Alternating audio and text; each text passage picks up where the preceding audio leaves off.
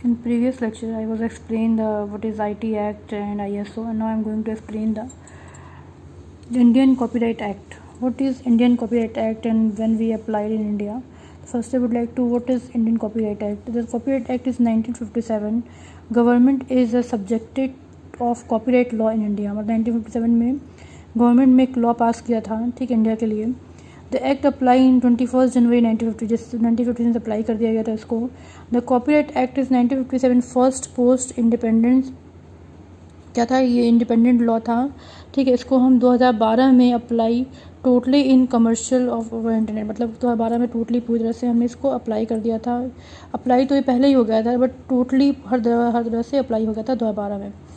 इसका डिफिनेशन क्या होता है? Copyright act is a terms of intellectual property protection granted under Indian law to the original author of the literacy work. इसका मतलब होता है, कॉपीराइट का डिफिनेशन ये होता है कि जो भी आपके पास इंटेलेक्चुअल प्रॉपर्टी होती है उसके लिए वर्क करता है. साथ ही साथ जो भी आपके लॉज होते हैं, इंडियंस लॉ होते हैं, साइबर क्राइम को रोकने के लॉज होते हैं, उन सारे लॉ को ये फॉलो करता है. उन सारे लॉ के अंडर ये वर्क करता है.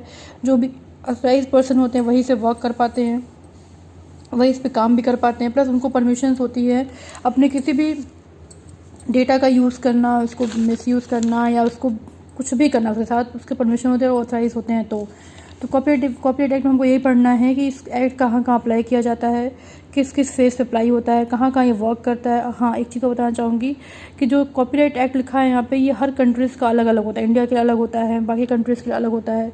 हो सकता है हमारा कॉपीराइट एक्ट जो है वहाँ पे एप्लीकेबल नहीं हो, उनको कॉपीराइट एक्ट यहाँ पे एप्लीकेबल नहीं हो. तो ये वेरिएशंस होता है. ऐसा नहीं है कि आपका जो एक्ट बनाया वो हर जगह अप्लाई होगा, क्योंकि हमारी गवर्नमेंट नहीं बनाती है, गवर्नमेंट बिल पास करती है, लॉ पास करती है, इसलिए ये हमारे की गवर्नमेंट पे ही वर्क करती है, ठीक है. अब क्या लिखा है? कॉन्टेक्स्ट ऑफ द एक्ट, मतलब क्या किस कॉन्टेक्स्ट में वर्क करती है, ठीक है ना. बहुत सारे कॉन्टेक्स्ट यहाँ पे लिखे गए हैं, बहुत सारी चीज़ें लिखी गई हैं यहाँ पे.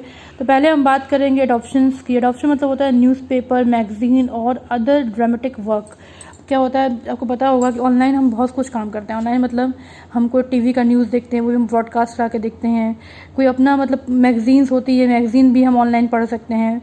या कोई भी न्यूज़पेपर हो गया, मैगज़ीन हो गया, कुछ भी कंटेंट हो गया, कहीं किसी टॉपिक का कंटेंट हो गया, या किसी भी सिलेबस का कंटेंट हो गया, किसी पर्टिकुलर फील्ड का कंटेंट हो गया, कुछ भी ऐसा होता है अगर, तो वह ये बोल रहा है एडॉप्शन मतलब कि इसका मतलब होता है कि अगर मान लीजिए कोई ऐसी प्रॉपर्टीज़ आपने यूज़ कर रहे हो इंटरनेट पे, तो उस प्रॉपर्टी के साथ भी कॉपीराइट एक्ट अप्लाई होता है. अगर मान लीजिए उस न्यूज़ के साथ कोई एडिशन हो जाता है, कोई उसको अपडेट करके, कोई उसको डाउनलोड करके एडिशन करता है, तो उसके लिए ये एक्ट वर्क करता है. साथ साथ कोई ड्रामेटिक का मतलब होता है, आपको पता ही होगा कि कोई भी न्यूज़ जो होती है, कोई भी न्यूज़ हो गया, मैगजीन्स हो गए, बहुत सारी चीज़ें ऐसी होती हैं जिनमें ड्रामेटिकल होती हैं, वो ट्रूली सही और नहीं होती हैं, कुछ ना कुछ उसमें ऐड ही होता है.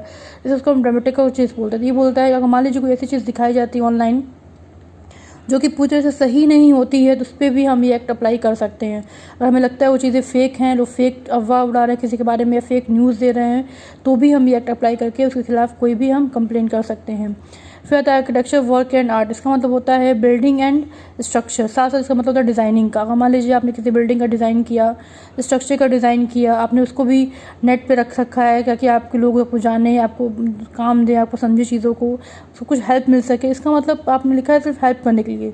हाँ, उसको कॉपी करके कोई अपना नाम दे दे तो उसके लिए आप कोई भी उसके लिए भी एक्ट वर्क करता है कि आपके डिज़ाइन को कोई और चुराएगा, आपको डिज़ाइन पे कोई वर्क करेगा आपके बिना परमिशंस के, तो भी ये एक्ट उस पर वर्क करता है. फिर आता है आपका artist work, painting, drawing. Artist मतलब क्या होता है, जो हम पेंटिंग बनाते हैं, ड्राइंग बनाते हैं, जो अपनी अथॉरिटी से, अपनी चीज़ों से हम चीज़ें वर्क करते हैं, और उसको हम किसी इंटरनेट के मीडियम के थ्रू अप्लाई करते हैं या लोगों तक पहुंचाते हैं. तो उसका मतलब ये नहीं होता है कि हमारी पेंटिंग को चुरा के कोई अपना नाम दे दे, या हमारी ड्राइंग कोई चुरा लेते हैं, कोई हमारा आर्ट चुरा ले. हमारी अगर हमारे साथ ऐसा कुछ होता है कि हमारी पेंटिंग को चुरा के कोई अपना नाम दे दे, या फिर पेंटिंग में कुछ एडिशन करके, अपडेशंस करके, या कुछ और कलर फिल करके, थॉट वही हो हमारा, ठीक है ना, कॉन्सेप्ट हमारा वही हो, वो कुछ और चेंज करके बनाता है, तो फिर हम उसके खिलाफ भी ये एक्ट क्या करता है, वर्क करता है. इसमें बहुत सारे पॉइंट्स हैं, बहुत सारे पॉइंट जो जो मेन पॉइंट है वो आपको मैं इसे बता रही हूँ, ठीक है। वो पढ़ लीजिएगा आप लोग। इसको एक्सप्लेन करने के लिए पूछे एग्जाम में तो आप आराम से एक्सप्लेन कर सकते हो किस किस कॉन्टेक्स्ट में ये वर्क करता है। अगर हम ऑथर की बात करें, लिखा है relation to the literacy of dramatical work. Author क्या होता है? ऑथर का मतलब होता है कि जो वो चीज़ लिखता है, जो चीज़ बनाता है। तो ऑथर जो होते हैं वो ड्रामेटिकल चीज़ों के भी ऑथर्स होते हैं। ड्रामेटिकल चीज़ मतलब क्या, न्यूज़ कहीं से आई है तो उसमें हम क्या और ऐड कर दें, उसको अच्छे से कैसे प्रेजेंट करें कि बहुत सारे यूज़र्स उसको देखना शुरू कर दें, या उसमें और क्या हम ऐड कर दें, ऐड ऑन कर डिलीट कर दें, सब तरह चीज़ें क्या ऑथर्स डिसाइड करते हैं। आप मान लीजिए किसी कोई किताब हो गई, किसी कोई अपना चैप्टर हो गया, कोई पोयम हो गया, कोई वॉल लिखता है, कुछ भी कोई ऐसे लिखता है बहुत सारी चीज़ें। तो ये बोलता है ये है कि अगर यहाँ पे भी आपके साथ कोई ऐसा आपकी कॉपी को, आपकी चीज़ों को कोई चुरा लेता है या आपकी इन्फॉर्मेशन कोई एक्सेस कर लेता है बिना आपके परमिशन के, तो भी ये एक्ट क्या करता है, वहाँ पर वर्क करता है, ठीक है। फिर बोला कैलेंडर ईयर, लिखा हुआ the means to the year of the killing on the 1st of January. मतलब क्या, ये जो होता है ईयर वो आपके जनवरी के 1st डे से अप्लाई होता है। ईयर का मतलब सिंपली यहाँ पे ये है, यहाँ पे बाकी वर्ड से कोई मतलब नहीं है, सिंपली यहाँ मतलब ये होता है ईयर्स का कि अगर मान लीजिए बहुत बार ऐसा देखा गया है कि जो भी हम चीज़ अपडेट करते हैं नेट पे, या जो चीज़ हम नेट पे अपलोड करते हैं, डाउनलोड करते हैं, उसके कुछ टाइमिंग और डेट होते हैं, ईयर होते हैं। तो उस टाइमिंग और डेट के साथ भी बहुत सारे लोग छिड़खानी करते हैं। क्या करते हैं कि उसको लेके उसको हाइड करके, एक्सेस करके, डेटा को चुरा के, फिर अपना डेट और टाइम मेंशन करके, करंट स्टेटस पे ऐड करके उसको अपलोड कर देते हैं। तो वही बोल रहा है कि ये भी चीज़ें क्या होती हैं, हार्मफुल होती हैं। ये भी चीज़ें के लिए आप क्लेम कर सकते हो। हाँ, ये इसमें नहीं होता है। जैसे मान लीजिए बहुत लोग क्या करते हैं कि नेट से इमेज डाउनलोड किए, फिर उन्होंने वॉलपेपर पे लगा दिए, वो अलग चीज़ होती है। वो कभी नाम नहीं देते हैं कि मैंने नाम दे दिया, मैंने बनाया है, मैंने थॉट्स लिखा है, ऐसे नाम नहीं देते। वो क्या करते हैं, फिर कॉपी करके उसको यूज़ करते हैं, वो अलग चीज़ हो गया। इस एक्ट में क्या हो रहा है, वो बंदा सीधे ये प्रूव करना चाहता है कि मेरी सामान है, मैंने इसको बनाया है, मैंने इसको क्रिएट किया है, ऐसे मेरा हक बनता है, ये बंदा बोल रहा है। इसीलिए कॉपीराइट एक्ट यहाँ पे अप्लाई किया गया, ठीक है। अब बात करें डिलीवरी की, लिखा है मैकेनिकल इंस्ट्रूमेंट। डिलीवरी मतलब होता है, जैसे मान लीजिए भी ऑनलाइन सामान खरीदते हैं आप लोग, कुछ भी चीज़ खरीदते हैं, मैकेनिकल मतलब यहाँ पे होता है कि जो भी चीज़ें हम मशीनरी यूज़ करते हैं वहाँ पे सामान को पहुँचाने के लिए या इंस्ट्रूमेंट को पहुँचाने के लिए, तो क्या हो रहा है वहाँ पे ये बता रहा है कि जो भी आप मशीनरी चीज़ें यूज़ कर रहे हो, जो भी आप डिलीवरी सामान के लिए यूज़ कर रहे हो, तो वो सारी चीज़ें भी अगर आपको सामान सही टाइम पे नहीं पहुँचता है, या फिर डिलीवरी बॉय से कोई आपके सामान मिस हो जाता है, या कोई भी ऐसी दिक्कतें आती हैं आपको, तो वहाँ पर भी ये एक्ट वर्क करता है। फिर ड्रामेटिकल वर्क में लिखा हुआ है piece of the reactions and entertainment. आपको पता है जितने भी आप पिक्चर्स देखते हो, मूवी देखते हो, मोशन ऑफ पिक्चर्स होते हैं सारे, ये जो भी सीरियल देखते हो सारे क्या मोशन ऑफ पिक्चर्स होते हैं। इसका मतलब इसमें भी कुछ लिमिटेशंस होती हैं, इसमें भी कुछ बाउंडेशन ये होती हैं कि अगर मान लीजिए कोई किसी का पिक्चर का क्लिप चुरा ले, कोई वेब सीरीज़ का सीरीज़ चुरा ले, अपना नाम दे के उसको पब्लिश कर दे, या उसको एडिशन अपडेट कर कुछ अपना नाम दे के बना दे, या किसी इंटरटेनमेंट के लिए उस चीज़ को यूज़ कर रहा, तो ये एक्ट बोलता है अगर ऐसा भी होता है, किसी कोई रिएक्शन को भी कोई चुरा लेता है, या किसी की इंटरटेनमेंट वाली क्लिप को चुरा लेता है और अपना नाम देता है, तो भी ये एक्ट क्या करता है, वहाँ वर्क करता है। एक्सक्लूसिव लाइसेंस बता रहा है आपका कि एक्सक्लूसिव लाइसेंस में भी क्या होता है, लाइसेंस मीन्स अथॉरिटी पार्टी। जो लाइसेंस मतलब होता है कि उसको जो पर्सन जिसको लाइसेंस दिया गया वो ऑथराइज्ड है उस पर्टिकुलर डेटा को यूज़ करने के लिए। फिर बोल रहे हैं कि जो भी आपका गवर्नमेंट वर्क लिखा हुआ है, गवर्नमेंट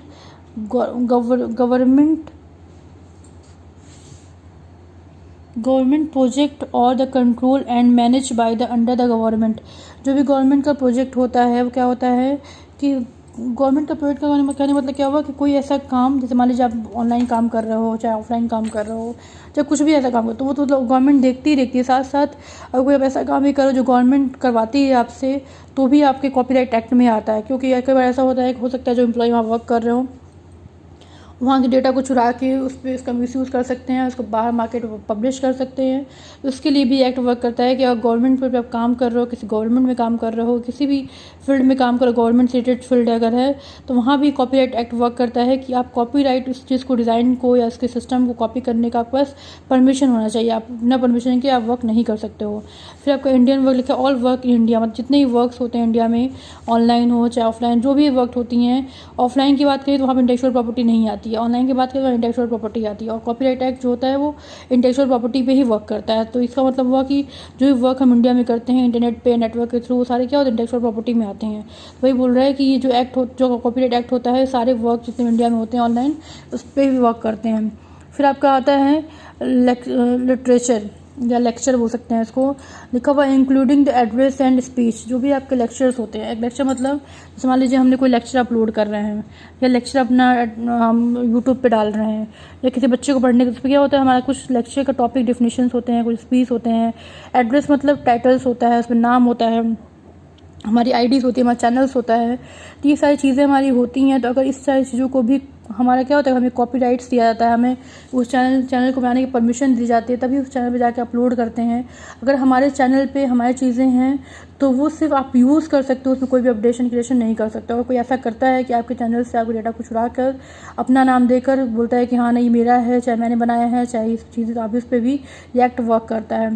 फिर लिखा है म्यूज़िक वर्क मतलब combination of melody and the harmony. मतलब क्या म्यूज़िक पता ही क्या होता है, combination of melody and harmony का होता है। मतलब कि कुछ म्यूज़िक से क्या होते हैं, कुछ आप कोडिंग्स होते हैं म्यूज़िक के, तो अब उस म्यूज़िक को भी कोई चला लेता है, बोलता है नहीं हमारी म्यूज़िक है, बैकग्राउंड म्यूज़िक हमारी, ये गाना चेंज कर देता है, चाहे गाना वही रहता है म्यूज़िक चेंज करता है, कुछ ऐसे करता है। अगर कॉम्बिनेशन में कुछ भी काम ऐसे करता है तो भी आप इस पर ये एक्ट वर्क करता है कि आपके पास पूरा परमिशन होना चाहिए उस चीज़ के गाने के साथ कॉम्बिनेशन करने का या फिर उस गाने को प्रेजेंट करने का। बिना परमिशन नहीं हो तो आप नहीं कर सकते हो। परफॉर्मेंस है नेक्स्ट, लिखा है performance work mean the target. मतलब जो भी परफॉर्मेंस आप कर रहे हो ऑनलाइन, जैसे बहुत बार आपने देखे होगी कि ऑनलाइन वर्क, ऑनलाइन आप लाइव देखते हो, डांस वांस हो गया, चाहे गाना कोई कहीं गा रहा है लाइव, चाहे कुछ भी कोई लाइव काम कर रहा है तो इन परफॉर्मेंस दे रहा है अपना। तो बहुत बार ऐसा होता है कि लाइव चीज़ें चलती रहती हैं और उस चीज़ों को लोग रिकॉर्ड करके फिर से उसको अपडेट करके या फिर डेटा चेंज करके उसमें कुछ और ऐड करके कॉपीराइट एक्ट के थ्रू क्या करते हैं, उसको पब्लिश कर देते हैं। तो वो उनके पास कॉपीराइट होता है तभी वो पब्लिश कर पाते हैं, एडिशन कर पाते हैं। नहीं होता है तो एट इज इट ओरिजिनल जैसा दिया था वैसे ही पब्लिश करते हैं। फिर आता है आपका रेडियो डिफिनेशन आता है, जैसे communication to the public by the any means of the valid definition. मतलब क्या होता है, आपने देखा होगा रेडियो मतलब क्या होता है, आप कोई गाना सुनते हो या कम्युनिकेट भी करते हो, बहुत बार हम लोग गाने की डिमांड करते हैं। तो ये बोल रहा है कि अगर मान लीजिए कि कोई रेडियो को कॉपी करता है, कॉपी इन द सेंस कि सेम सिग्नल का यूज़ करता है, सेम फ्रिक्वेंसी का यूज़ करता है, वो बोलता है कि नहीं मेरा रेडियो है, मैंने इसको बनाया है, मैं इसको हैंडल कर रहा हूँ, ये कोई डिफिनेशंस नहीं है जो दूसरी आप बता रहे हो। तो कॉपीराइट एक्ट बोलता है कि जो भी अगर चीज़ें ऑनलाइन चल, रेडियो भी ऑनलाइन चल रहा है अगर आपका, तो वहाँ भी क्या होता है, हम ये चेक करते हैं कि जो चैनल्स आप दिए गए हैं, जो फ्रिक्वेंसी दी गई है वो यूनिक हो, कभी भी सेम फ्रिक्वेंसी नहीं होनी चाहिए। अगर सेम फ्रिक्वेंसी होगी तो इसका मतलब वहाँ पे कॉपीराइट एक्ट वर्क करेगा। कॉपीराइट एक्ट ये बताएगा कि इन दोनों में से ओरिजिनल कौन सा, अगर सेम फ्रिक्वेंसी के अगर है दोनों में से ओरिजिनल कौन सा है। ठीक है, बात फिर आती है रिकॉर्डिंग की, एग्रीगेट ऑफ द साउंड। मतलब पता ही है आपको, रिकॉर्डिंग मतलब हम कुछ रिकॉर्ड कर रहे हैं, कुछ बना रहे हैं। रिकॉर्ड का मतलब ये भी होता है, कोई नई चीज़ का मतलब नहीं होता। रिकॉर्ड का मतलब ओरिजिनल चीज़ें होती हैं। हमने अपने मोबाइल से कुछ रिकॉर्ड किया, कुछ अपलोड किया, कुछ आप सिस्टम पे यूट्यूब पे अपलोड किया, तो वो क्या चीज़ हो गई, वो भी हमारी प्रॉपर्टी होती हैं, वो भी हमारी क्या होती हैं, प्रॉपर्टीज़ होती हैं। हमारे पास उसका हक होता है उसको कॉपी करने का, उसका जो करने का। अगर मेरी रिकॉर्डिंग वाली चीज़ों को कोई अपने बोले कि मैं रिकॉर्ड किया हूँ, चाहे मेरी आवाज़ है, चाहे मैंने बनाया है, तो उस पर भी एक्ट क्या करता है, वर्क करता है। ये पूरा आपका कॉपीराइट एक्ट था। ठीक है, आई होप आपको समझ में आ गया हो। 2-3 टॉपिक और बचा हुआ है इसमें, फिर पूरा आपका 5th यूनिट कंप्लीट हो जाएगा। Thank you.